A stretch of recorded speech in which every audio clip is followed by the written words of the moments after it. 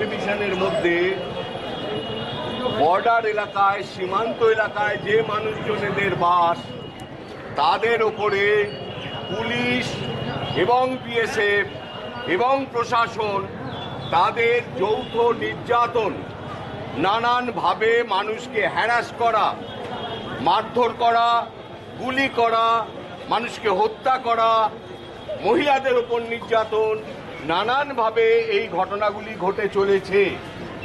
আমরা আজকে এখানে আসার আগে মাননীয় এসডিও সাহেবকে এবং এখানকার থানাকে, তাদের সবাইকে জানিয়েছিলাম থানা আমাদেরকে মাইক ব্যবহারের কোনো অনুমতি দেয়নি।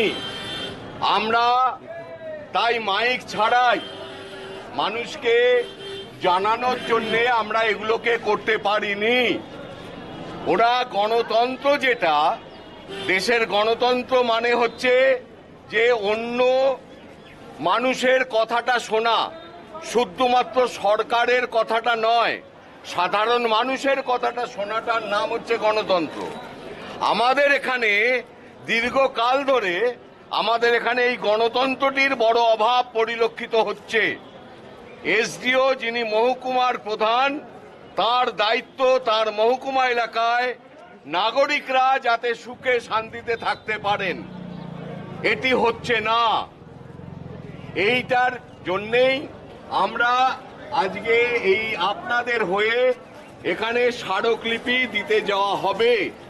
সেই স্মারকলিপিতে আমরা এই ডোমকলে যে 130 নম্বর ব্যাটালিয়ন যে বিএসএফ আছে, সেই বিএসএফ এর বাহিনী তারা যাতে মানুষের সঙ্গে সহযোগিতাপূর্ণ ব্যবহার করে, কাঁটাতারের বেড়ার ওপারে বা ওপি পয়েন্টের ওপারে মানুষ যাতে তার চাষবাস করতে যেতে পারে, এবং তার জন্যে বিএসএফকে আগে 0 পয়েন্টের কাছে চলে যেতে হবে। বিএসএফ গ্রামের মধ্যে যদি বসে থাকে তাহলে সবাইকারই অসুবিধে। আমরা এই পয়েন্টটিকে 1 নম্বর পয়েন্ট হিসেবে রাখতে চেয়েছি। 2 নম্বর, যেটি আমাদের দেশে, ভারতে কোনো মানুষ অন্য কোনো মানুষকে মারতে পারেন না, নির্যাতন করতে পারেন না, তেমনি আমাদের দেশে পুলিশ বিএসএফও কোনো মানুষকে মারতে পারেন না, কাউকে নির্যাতন করতে পারেন না। যদি প্রমাণিত হয় নির্যাতন করেছে, তাহলে সেই পুলিশ বা বিএসএফ এর সাজা হতে পারে। যেমন আমি কাউকে যদি মারি তাহলে আমার যেমন সাজা হবে, ঠিক তেমনিভাবে পুলিশ বিএসএফ এরও সাজা হবে। আমাদের দেশের সংবিধানে 14 নম্বর অনুচ্ছেদে বলে দেওয়া হয়েছে আইনের চোখে সকলে সমান, ইকুয়ালিটি বিফোর ল। ফলে তার বাইরে এসডিও নন, বিএসএফ এর কমান্ড্যান্ট নন, এসপি নন, ডিএম নন, মুখ্যমন্ত্রীও নন, রাষ্ট্রপতিও নন। আইনের চোখে সকলে সমান। কিন্তু অন্য কোনো মানুষের ওপর আঘাত হলে তার জন্য যদি দোষী মানুষের সাজা হয়, আর পুলিশ বিএসএফ যখন নির্যাতন করে তখন কারুর সাজা যদি না হয়, তাহলে এটা আমাদের দেশের আইনের শাসন বলতে যেটা বোঝায় তার প্রতি অপমান করা হয়। আমাদের দেশের সংবিধান যে কারণে তৈরি হয়েছে, সংবিধান যারা রচনা করেছেন তার প্রতি অবমাননা করা হয়।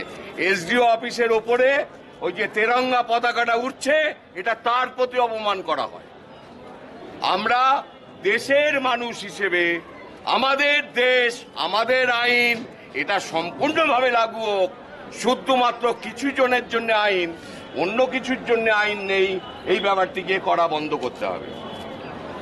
আমরা আর যে ব্যাপারটিকে রাখতে চেয়েছি সেটি হচ্ছে, আমরা ধন্যবাদ জানিয়েছি আমাদের এই মুর্শিদাবাদ জেলায় আমাদের কাজকর্ম প্রায় 8-10 বছর ধরে চলার এবং বারংবার দাবিপত্রের মধ্যে আলটিমেটলি গত 1 বছরের মতন হয়েছে এই জেলা জুড়ে গরু পাচারটি একটু বন্ধ হয়েছে।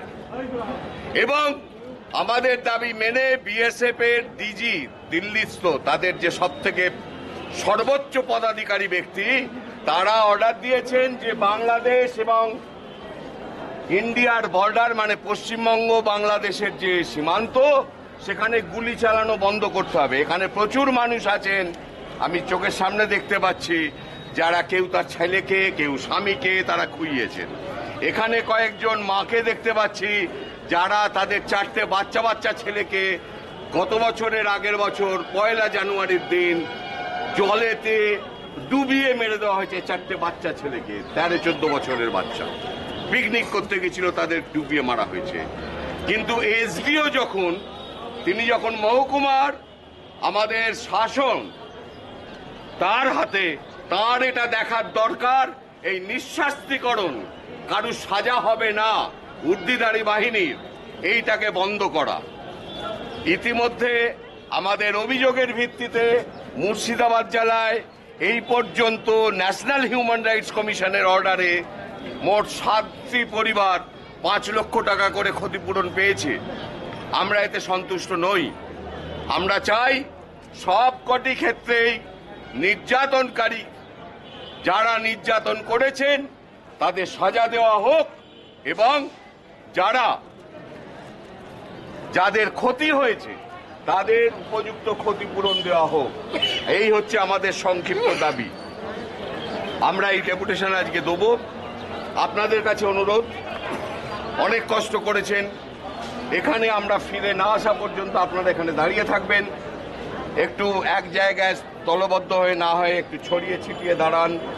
কোনো স্লোগান নয়, কোনো চেঁচামেচি নয়, কোনো রকম আওয়াজ করা নয়। আমরা নীরবে প্রতিবাদ জানাতে এসেছি। আমাদের অস্ত্র রবীন্দ্রনাথ ঠাকুর। 1931, 32, 33 সালে হিজলি জেলে যখন হত্যা হয়েছে, রবীন্দ্রনাথ একা খালি পায়ে জোড়াসাঁকোর ঠাকুর বাড়ি থেকে তখনকার মনুমেন্ট ময়দানে এসে তিনি প্রতিবাদ জানিয়েছেন। আমরাও আজকে এই নির্যাতিত পরিবাররা, প্রায় 65 থেকে 70 জন পরিবার এসছেন, তারা প্রত্যেকে মুখে কালো কাপড় বেঁধে তারা এই প্রতিবাদ জানাতে এসছেন, তারা বিচার চাইতে এসছেন। এটা প্রশাসনের দায়িত্ব তাদের বিচার পৌঁছে দেওয়া। আমাদের সঙ্গে যাবে, কে কে যাবে স্থির করে নাও।